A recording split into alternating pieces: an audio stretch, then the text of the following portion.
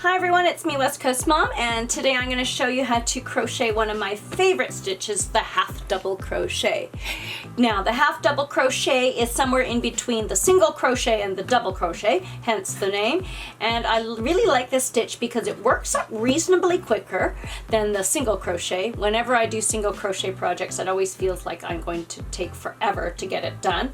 And I find that the double crochet, although a nice stitch, I find it makes things really open and gappy and kind of holy, whereas the half double crochet is kind of a nice compromise. It works up quickly.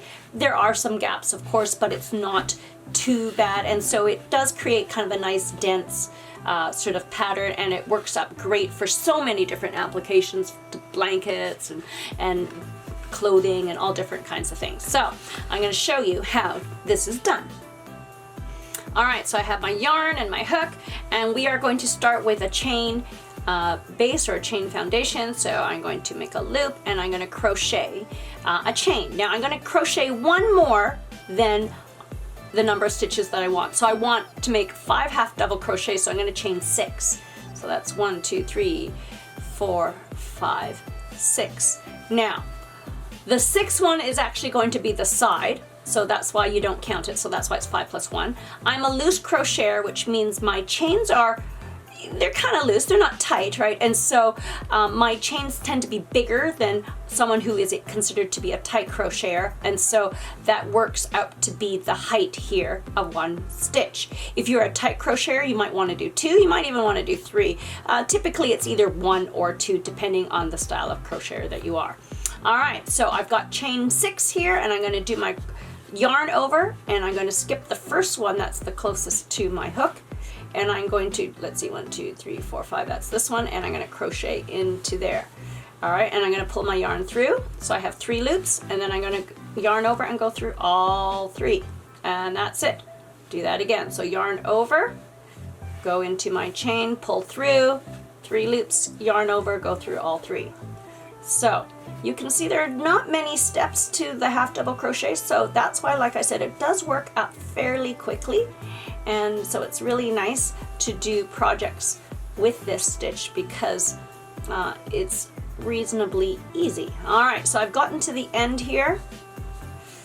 Alright, now to do my next row, just like I had one extra stitch here when I chained, I'm going to do the same thing. So I'm going to chain 1, and then I'm going to turn, and then yarn over, and I go through those 2 loops, pull through, go through all 3, yarn over, go through, and pull through all 3.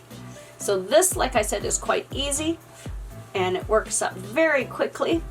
Now, what I really like about the half double crochet is because I'm going through these 3 loops, I still have the top 2 loops here, but it creates what's called the 3rd loop.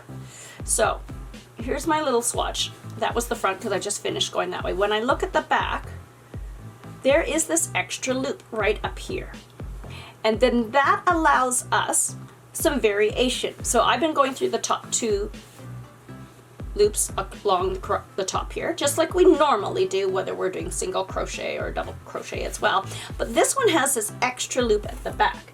Now, when you have that extra loop, you can do some really neat things by crocheting into that loop, and I'll show you.